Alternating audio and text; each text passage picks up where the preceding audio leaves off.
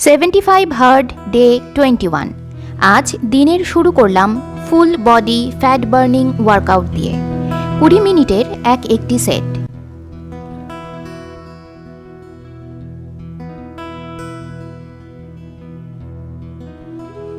পুরো সেটটি করার পর অবস্থা হয় এই রকম।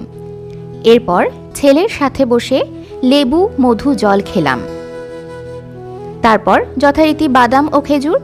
ব্রেকফাস্টে আজ ছিল ডিম সেদ্ধ, পেয়ারা আর আম। লাঞ্চ করলাম আমার প্রিয় নিরামিষ খাবার দিয়ে। কথামৃত পড়ে আজ জানলাম ঠাকুর বলেছেন নিচু হলে তবে উঁচু হওয়া যায়। উঁচু জমিতে চাষ হয় না, খাল জমি চাই, তবে জল জমে, তবে চাষ হয়।